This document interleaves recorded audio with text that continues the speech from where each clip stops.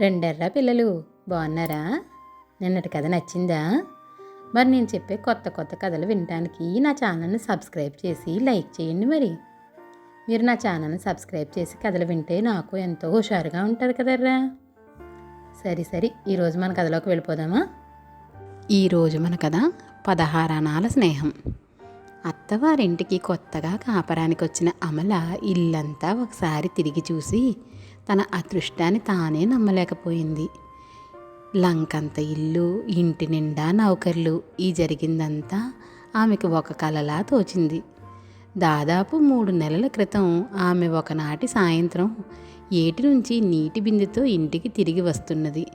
దారిలో ఒక అందమైన యువకుడు ఎదురుపడి ఆమె కేసి 1కి 2 సార్లు పరీక్షగా చూసి, మరే అనుకోకు, నా పేరు సుదర్శనం, నీ పేరేమిటి, ఇల్లెక్కడా అని అడిగాడు. అపరిచితుడు ఇలా పలకరించేసరికి అమల బెదిరిపోతూనే అతడి ప్రశ్నలకు జవాబు చెప్పి గబగబా ఇంటికి వెళ్ళిపోయింది. ఆ తర్వాత 10 రోజులకు సుదర్శనం తల్లిని వెంటబెట్టుకుని అమల వాళ్ళ ఇంటికి వచ్చాడు. అసలు విషయం ఆమెకు అప్పుడు తెలిసింది. లోగడ సుదర్శనం ఆమెను ఏటి దగ్గర పలకరించిన రోజున తల్లిదండ్రులతో కలిసి ఆ గ్రామంలో ఒక అమ్మాయిని చూడవచ్చాడు. ఆ అమ్మాయి తండ్రి సుదర్శనం తండ్రికి మంచి స్నేహితుడు.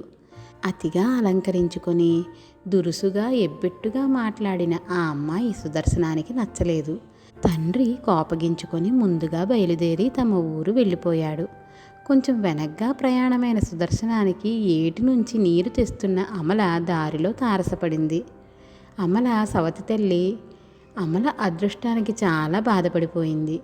అయితే ఇరుగు పొరుగు వాళ్ళ వల్ల నానా మాటలు అనిపించుకోవలసి వస్తుందని ఈ పెళ్ళికి ఒప్పుకున్నది.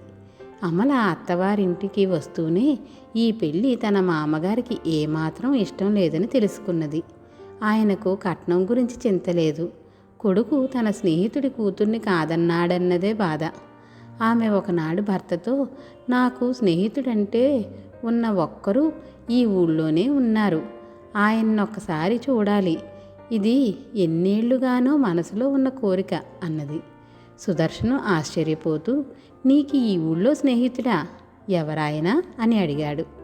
అంత ఆశ్చర్యపోకండి, ఆ స్నేహితుడి కథ ఇది అంటూ అమల జరిగిందంతా చెప్పింది. అమల పుట్టగానే తల్లి పోయింది. తండ్రి మరొక పెళ్లి చేసుకున్నాడు. సవతి తల్లి అమలను రాచి రంపాన పెట్టేది. 10 ఏళ్ళు కూడా నిండని అమల చేత ఇంటి చాకరీ అంతా చేయించేది. బడికి వెళ్ళనిచ్చేది కాదు. ఇలా ఉండగా సవతి తల్లి తమ్ముడు పెళ్లి నిశ్చయమైంది. ఆమె 10 రోజులు ముందుగానే పెళ్లికి ప్రయాణమైపోతూ ఇంటి గదులు అన్నీ తాళం పెట్టి ముందు గదిలో కుంపటి, సంచిలో కొంత బియ్యం అమల కోసం ఉంచింది.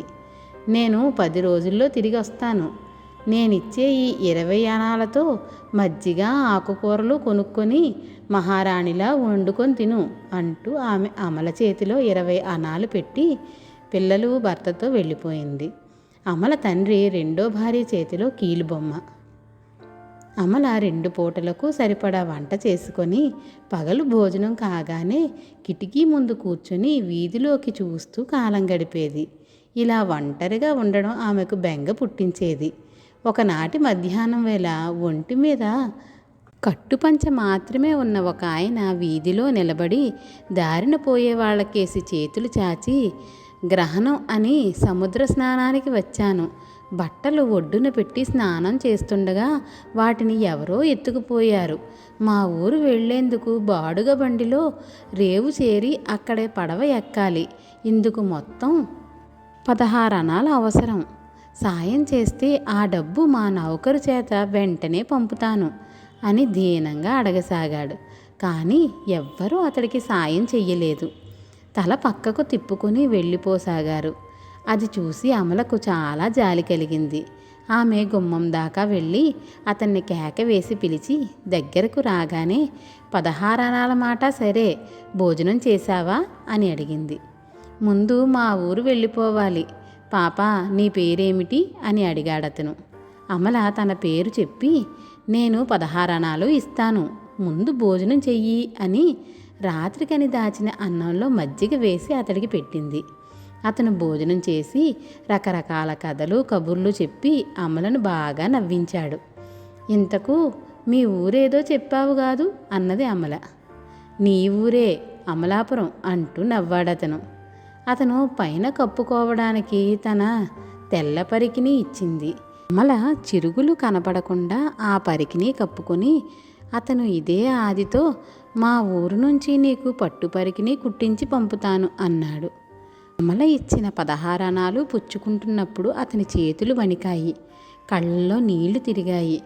పాపా, ఒకవేళ ఏనాడైనా మా ఊరు రావడం జరిగితే మా ఇంటికి తప్పకుండా రా. ఈ వయసులో నీకు అర్థమవుతుందో లేదో కానీ కష్టంలో ఆదుకున్న వాళ్లే నిజమైన స్నేహితులు. చిన్న కాగితం ఇచ్చావంటే నా చిరునామా రాస్తాను అని అమల ఇచ్చిన కాగితం మీద తన ఊరు పేరు రాసి ఇచ్చి వెళ్ళిపోయాడు. చదువురాని అమల ఆ కాగితాన్ని బట్టలాడుగున భద్రంగా దాచుకున్నది.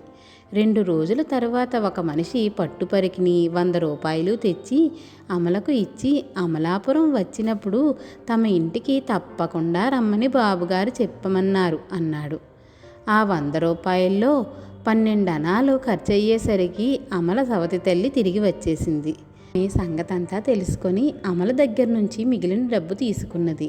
ఇది జరిగిన 2 నెలలకు అమల తండ్రి హఠాత్తుగా జబ్బు చేసి చనిపోయాడు. సవతి తల్లి పుట్టిల్లు దూరంగా ఉన్న ఒక పల్లె గ్రామం. వేరే దిక్కులేని అమల సవతి తల్లి వెంట ఆ గ్రామం వెళ్ళిపోయింది. భర్తకు అమల ఇదంతా చెప్పి, పెళ్లి నిశ్చయానికి ముందు మీది అమలాపురం అని తెలిసి నాకు చాలా సంతోషం కలిగింది.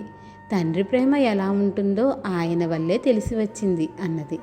అంతా బాగానే ఉన్నది. మరి ఆయన పేరు, ఇల్లెక్కడో తెలియాలి కదా.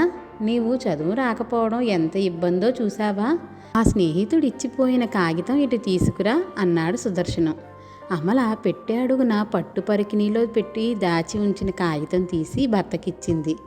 సుదర్శనం అది చదివి పెద్దగా చిటిక వేసి, నీ చిన్ననాటి స్నేహితుడు మరెవరో కాదు, మా నాన్నే అన్నాడు. అమల నిర్ఘాంతపోయింది. వయసు పెరగడంతో పాటు ముఖంలో వచ్చిన మార్పులకు తోడుగా తలంతా తెల్లబడిపోవడంతో ఆమె తన చిన్ననాటి స్నేహితుడిని గుర్తించలేకపోయింది. సుదర్శనం తండ్రిని పిలిచి కాగితం చూపించి, దీన్ని గుర్తుపట్టగలవా నాన్న అని అడిగాడు.